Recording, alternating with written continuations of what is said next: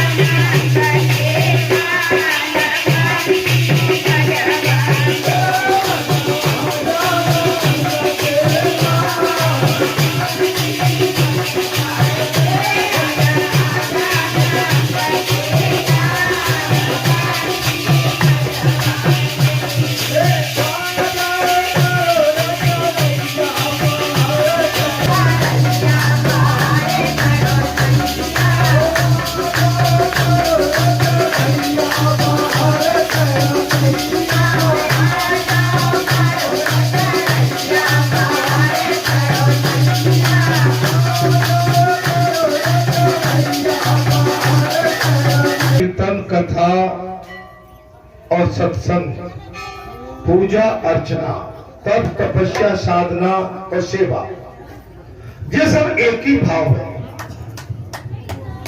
भगवान की लीलाएं अनंत है। उसी प्रकार हम आप संसारी जीव की साधना भी अनंत है। कोई कीर्तन के माध्यम से, कोई साधना के माध्यम से, कोई पूजा अर्चना और कोई यज्ञ और कोई किसी न किसी रूप में भगवान को पाने के लिए निश्चित भगवत लीला में निपुण है, शरणागत है।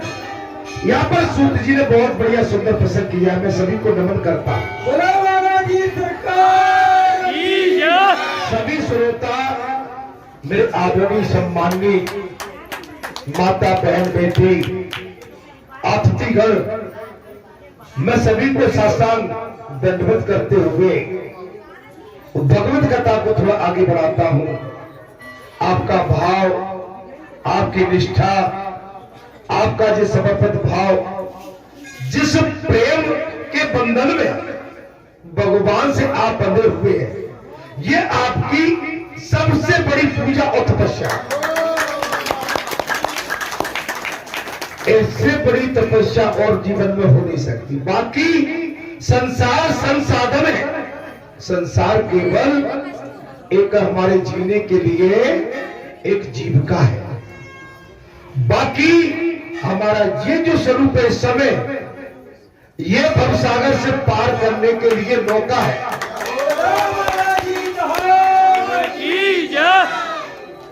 आप धर्म रथ में सवार हैं,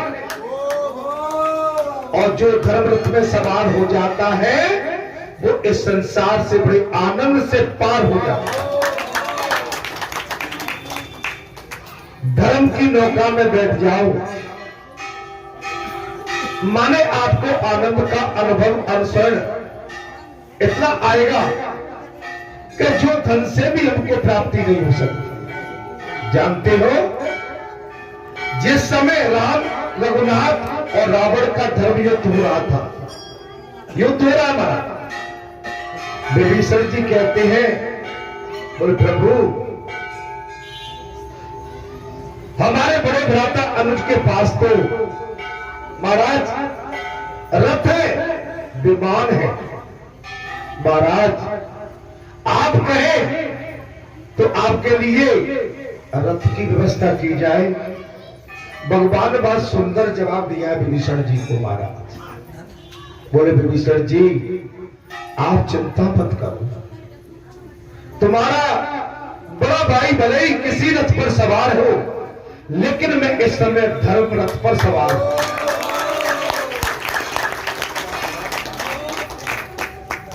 अगर मैं नीचे भी खड़ा हुआ हूं तो मैं धर्म रथ पर खड़ा हुआ, और धर्म रथ की हमेशा विजय भव होती है। इसलिए मैं आपसे अनुरोध करता हूं कि जरूरी नहीं है कि हम 4 पहिया, 10 पहिया, 15 पहिया, 16 पहिया या 22, ये हमारे लिए बड़ा है। हमारे लिए तो हमारी मिट्टी भारत देश की सबसे बड़ी है। हमारे वेद, हमारे शास्त्र, हमारी भारतीय संस्कृति, भारतीय कल्चर और हमारे देव पुरुष, महापुरुष, सत्पुरुष, ये हमारे लिए बहुत बड़े। इनसे बड़ा हमारे ऊपर कोई है ही नहीं। जानते हो, अभी आप देखेंगे तो कल ही मेरी बात हो रही थी, अभी महाशिवरात्रि का महापर्व निकला है महाराज। अभी मैं जून और जुलाई, मैं कब गया था महाराज? अमेरिका। जुलाई अगस्त में अमेरिका में था 2 महीने, और उसी बीच में पड़ा था श्रावण मास का अतिरिक्त पुरुषोत्तम मास। अच्छा, वहां पर मंदिर है अपना हिंदुओं का बहुत बड़ा मंदिर है, हिंदू संस्कृति का। तो वहां पर आप समझ लो कि सोमवार के सोमवार भगवान शंकर का अभिषेक और महाअभिषेक, और अभिषेक कोई 10 मिनट का नहीं, 3 घंटे का अभिषेक होता, और वेद शास्त्र उच्चारण के साथ। अभी परसों बात हुई थी बालक से, मैंने कि तुम वहां गए हो बेटा? बोले पापा हम तो 9 बजे ही हुए थे। बोले इतनी भीड़ थी कि कम से कम 4-5 किलोमीटर की लाइन लगी। तो आपके सनातन का डंका तो दुनिया में बज रहा है। हमारे सनातन का डंका तो दुनिया में बज रहा है। हमारे सनातन का डंका विश्व के अंदर बज रहा है। और अभी 22 जनवरी को इतना बड़ा डंका बजा दिया कि इसकी ख्याति माने कई लोगों में फैली है। तो बिल्कुल गर्व से कहो कि हम सनातनी हैं, गर्व से कहो हम भारतीय हैं, गर्व से कहो हम भारतीय। भारत देश की और दुनिया देख रही है। अमेरिका और ऑस्ट्रेलिया टकराव चल रहा है। आपका एटम बम होता है। दोनों प्रधानमंत्री अपनी अपनी जिद पर अड़े हुए थे। मैं बहुत बड़ी बात बता रहा हूं, अभी कल का स्टेटमेंट सुना होगा। अगर वो कहीं पटक दिया जाता तो पूरा विश्व आधा भी नहीं रहता। लेकिन पुतिन और बाइडेन के बीच में हमारे भारत के प्रधानमंत्री मोदी जी को आना पड़ा और पुतिन मान गया। और किसी देश की बात नहीं मानी। हमारे देश का गर्व और भाग्य पहले ही से उदय था, अब तो महाउदय की ओर जा रहा है। महाउदय। अरे हमारे देश से बढ़िया कोई देश नहीं, जहां सभ्यता है, संस्कृति है, जहां की मानवता में सुंदरता है, जहां की मानवता में गुणों की खान है, जाके मानव के अंदर गुणों की खान है। और देशों में तो महाराज क्या होता है आप जानते हो। मैं आपको क्या बताऊं, मैं कथा की ओर आता हूं। सूत जी कहते हैं हमारे सीओ, प्राचीन काल में अनाथ देश में वसुशेषण नाम से एक राजा राज करते थे। वे दीर्घ काल तक राज करके पुत्र पुत्र का सुख देख करके और समय आने पर मृत्यु को प्राप्त हुआ। मृत्यु सबकी आती है, ठीक है, और इस मृत्यु ने किसी को काल ने किसी को छोड़ा नहीं है। हम एक दिन सभी काल के बस में हो जाएंगे। हमारे पास समय बहुत कम है, बहुत कम समय। सांस भी अगर हम गिने तो गिनती की भी नहीं बची। जिस दिन से माता के गर्भ से हमने जन्म लिया, काल हमारे पीछे पड़ा हुआ है। अब काल कब आ जाएगा ये नियति जानती है, नीति जानती है। राजा को मृत्यु आ गई, तदंतर मंत्रियों ने उनके पुत्र सत्यसेन को राज पर बिठा दिया, राज अभिषेक कर दिया। सत्यसेन शौर एवं उदारता से संपन्न थे राजा वसुसेन ने जीवन काल में बहुत से दान किए।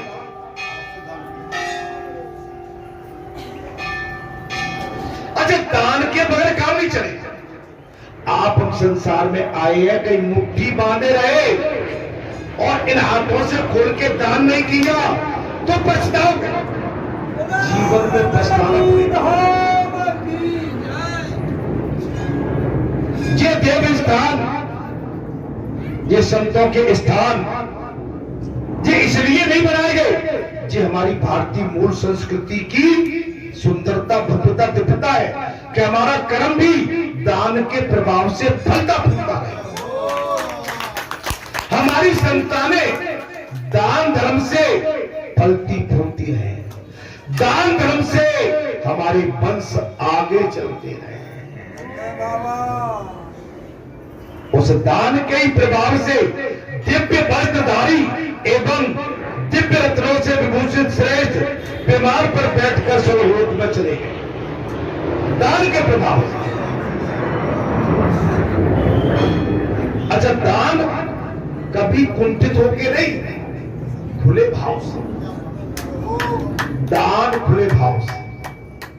अगर दान में आपने कहीं गठन लगाई तो आपका किया हुआ जो भी दान है वो भी प्रभावशील नहीं होगा, अप्रभावी हो जाएगा।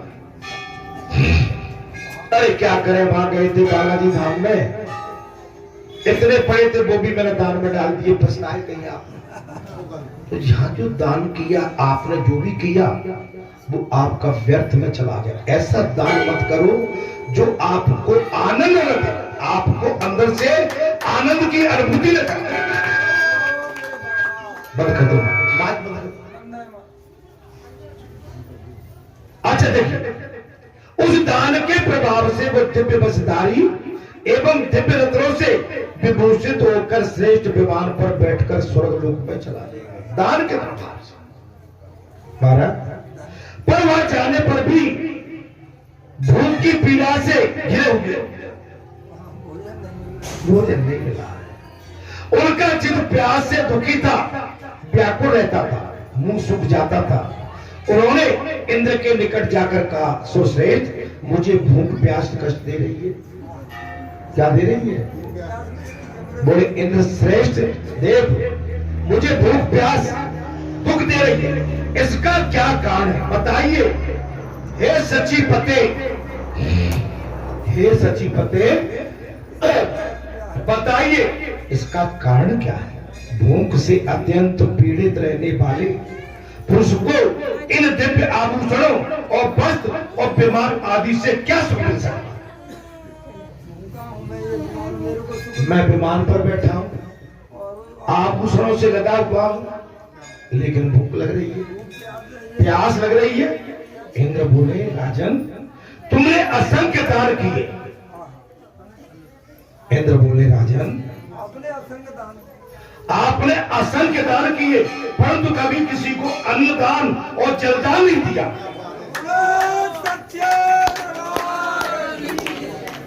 धन्यवाद।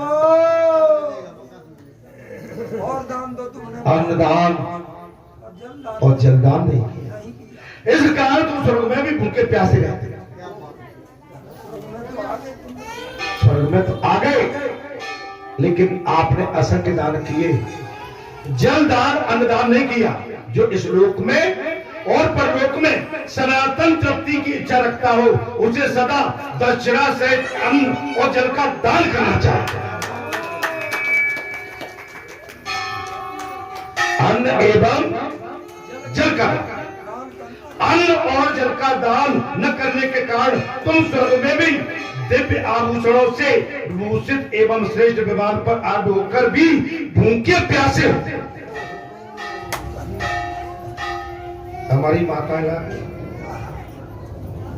हमारी माता चावल, दाल, आटा, जल का लोटा, दूध का लोटा ये आता है, हम सबको लेके आना चाहिए। फल लाओ, फूल लाओ, लेकिन एक जीवन में गांठ बांध लो कि अन्नदान और जलदान निश्चित करो।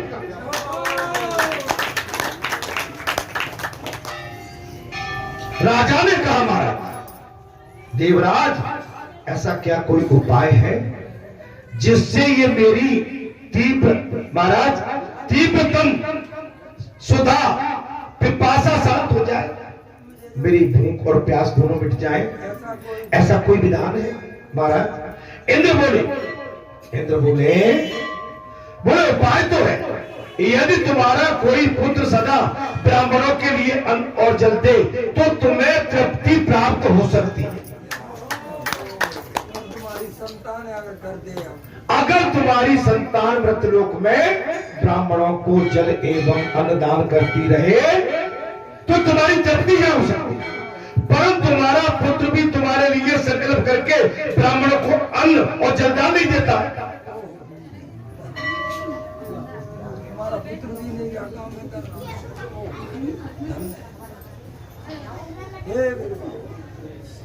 लेकिन आपका पुत्र भी ये काम नहीं कर। इंद्र और पशु सेन में ये बात हो ही रही थी कि वह ब्रह्मलोक से नारद मुनि आ पहुंचे। नारद जी आ गए ब्रह्मलोक से। तब इंद्र ने नारद जी को विधि पूर्वक अर्घ प्रदान करके आदर के साथ पूछा, विप्रवर आप कहां से आए? हे विप्रवर आप कहां से पधारे? और कहा जाने के लिए विस्तार करेंगे। आप आए कहां से और जाना कहां चाहते हैं? तब नारद जी ने कहा, मैं ब्रह्मलोक से आया हूं और तीर्थ यात्रा के लिए भूतल पर मृतलोक में जा रहा हूं। माने पृथ्वी पर जा रहा हूं। आया कहां से? ब्रह्मलोक से। जा कहां रहे हो? तीर्थ यात्रा के लिए भूतल पर। तब राजा बोले, मुनि श्रेष्ठ मुझ तीर पर आप कृपा कीजिए। हाँ, वो राजा बोले, हे मुनि श्रेष्ठ नारद आप मुझ दीन पर कृपया करके कृपा कीजिए। पृथ्वी पर मेरा पुत्र सत्यसेन अनाथ देश का स्वामी है, राजा बना बैठा है। उसे कहिए मैंने तुम्हारे पिता को इंद्रलोक के लोक में देखा है, उनका शरीर भूख प्यास से पीड़ित है। हम ये प्रकोप को जल क्यों देते हैं 15 दिन? ये श्राद्ध क्यों करते हैं 15 दिन? इसीलिए कि हमारे पुरखा ऊपर बैठे हुए भूखे प्यासे नहीं रहे। महाराज उनसे कहिए मैंने तुम्हारे पिता को इंद्रलोक में देखा है और उनका शरीर भूख प्यास से पीड़ित है और देवताओं में रहकर भी उनका चित्त अत्यंत दुखी एवं दुखी से दुखी। इसलिए यदि तुम मेरे पुत्र हो और सत्य की रक्षा करते हो तो प्रतिदिन ब्राह्मणों को मिष्ठान दान और जलदान करते रहो।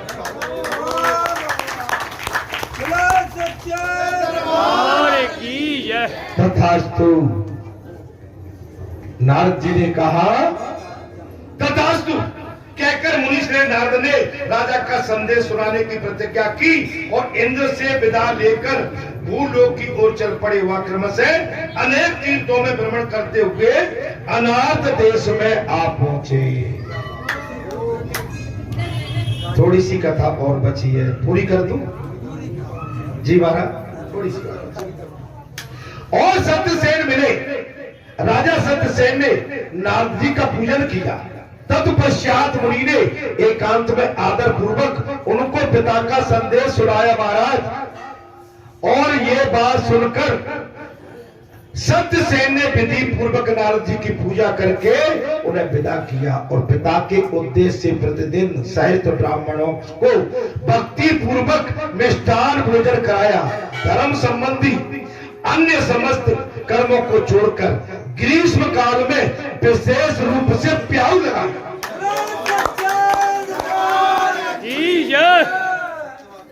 पिछली गर्मी में कहा था कि प्याऊ लगा लेना, समझ में आ गई। अब प्याऊ किसी दूसरे के सहारे नहीं, अपने खुद के उससे। आप कहीं जाके कह दो कि हमने तो धरवा दी लेकिन बस जा नहीं रहे हो, जल को भर नहीं रहे हो, आपने जो आदमी बैठाला है उसकी मजदूरी नहीं दे रहे हो, तो भाई आपको उसका फल पूरा नहीं मिलेगा। बोले हमने तो रखवा दी है, वो अब करता रहेगा। नहीं, आपको पूरा फल नहीं मिलेगा।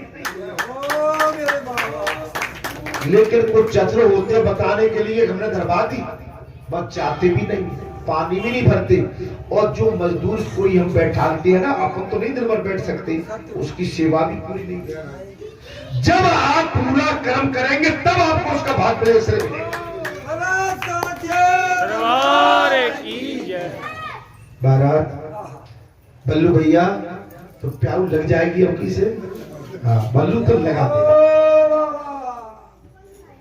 इस प्रकार अन्न और जल के दान में लगे हुए राजा सत्यसेन राज्य में भयंकर अनावृष्टि हो गई, जो समस्त अन्न एवं खेती आदि को नष्ट कर देने वाली थी। और इंद्र ने 12 वर्ष तक पृथ्वी पर जल नहीं बरसाया। अकाल पड़ गया, इंद्र ने 12 वर्ष तक जल नहीं बरसाया। इससे सारे लोग मारे क्षुधा के कष्ट से व्याकुल हो गए, प्यासे प्यासे। उस समय राजा सत्यसेन पहले की भांति ब्राह्मणों को अन्नदान न कर सके। पहले कर रहे थे, अब जल रुक गया, पैदावार नहीं हो रही, ब्राह्मणों को अन्नदान जलदान सब रुक गए।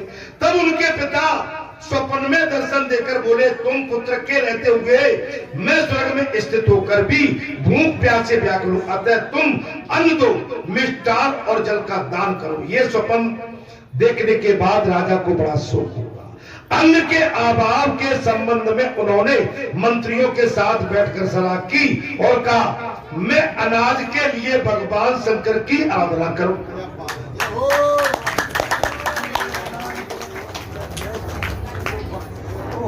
अनाज पाने के लिए भगवान शंकर की पूजा करो। आप लोग सदा राज्य की रक्षा करते रहे। तब उन्होंने हाटकेश्वर क्षेत्र में आकर भगवान शंकर की स्थापना की और यम नियम रख के रहते हुए वे उनकी भली भांति पूजा करने लगे। 1 वर्ष पूरा होने पर भगवान शिव संतुष्ट हो गए और राजा से इस प्रकार बोले, तुम इच्छा अनुसार वरदान मांगो। राजा ने कहा देवेश्वर मैंने अन्न की प्राप्ति के लिए आपकी आराधना की, के लिए मैंने आपकी पूजा की, अतः आप मुझे शीघ्र ही असंख्य अन्न प्रदान करें, पृथ्वी पर वर्षा हो जिससे अनाज अत्यंत उत्पन्न हो, जल भी प्रचुर मात्रा में मिल सके, स्वर्ग में रहने वाले मेरे महात्मा पिता भी आपके प्रभाव से तृप्त हो जाए। भगवान शंकर बोले राजेंद्र समस्त पृथ्वी पर शीघ्र ही वृष्टि माने वर्षा होगी और पृथ्वी पर सब प्रकार से अन्न पैदा होगा। भगवान शंकर ने वरदान दे दिया, इस समय तुम अपने घर चले जाओ। राजन तुमने यहाँ जो मेरे लिंग की प्रतिष्ठा की है, इसका जो मनुष्य प्रातः काल उठकर दर्शन करेगा और उसे मनोवांछित वस्तु की प्राप्ति होगी। भगवान शंकर ऐसा कहकर अंतर्ध्यान हो गए, ऐसा कहकर भगवान अंतर्ध्यान हो गए। तत्पश्चात राजा सत्यसेन बड़े हर्ष के साथ अपने निवास स्थान पर आए हैं और पृथ्वी पर हमारा अकंटक राज करने लगे, हमारे अचल राज किया है। सूत जी ने कहा आज भी भयंकर कली काल प्राप्त होने पर जो मनुष्य प्रातः काल उठकर भक्ति पूर्वक मिष्ठानंद शिव का दर्शन करता है, वो यदि चाहे तो उस मिष्ठानंद की प्राप्ति होती है, और जो निष्काम भाव से उनका दर्शन करता है वो देवादिदेव महादेव शूलपाणी महादेव जी के लोक को प्राप्त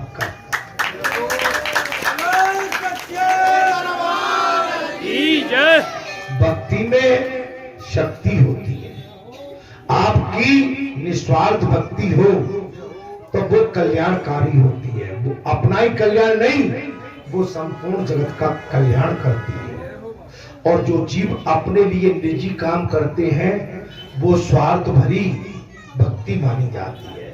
हमको परमार्थ काम करना है। ये बालाजी धाम किसी एक व्यक्ति विशेष के लिए नहीं है, ये जन कल्याण के लिए, ये राष्ट्र के कल्याण के लिए, ये भूले भटके लाचार बेबस दीनहीन जो भी यहाँ पर जीव आता है वो आकर यहाँ पर अपनी थकान मिटाए, भूख मिटाए, प्यास मिटाए और शांति को प्रदान करे और उनका कल्याण भी यहाँ से तय हो। हम आप इसके लिए यहाँ पर बैठकर ये सत्य कथा, राम कथा, हरि कथा और मार्ग सदमार्ग सत्संग इसकी गाथा इसलिए गाते हैं कि यहाँ से हम आप सभी का कल्याण होता रहे। इसी वाणी के साथ, इसी वाणी और बात के साथ मैं अपनी वाणी को विराम देता हूँ। अगले मंगलवार को अगली कथा आदित्य देवी द्वारा आधारित अमरेश्वर लिंग की महिमा अदिति द्वारा, ठीक है, अमरेश्वर भगवान की प्रतिष्ठापना होगी। अब बालाजी धाम में 1.5 महीना बालाजी का माने हनुमान महोत्सव का टाइम बचा है। कितना? मात्र 1.5 महीना। और नवरात्रि का मुश्किल से माने अगर हम गिनती में कहें तो 20-22 28 दिन बचे, ठीक है। और उसी के लिए श्रृंगार भी चल रहा है, आपका भाव भी समर्पित है और यह दिनों दिन माने उन्नति हो रही है। आपकी भक्ति भाव से दिनों दिन ख्याति भी बढ़ रही है। आप इसी तरह से बालाजी व्यासपीठ से जुड़े रहो, यहाँ से आपका परम कल्याण तय है। जय श्री राम, जय।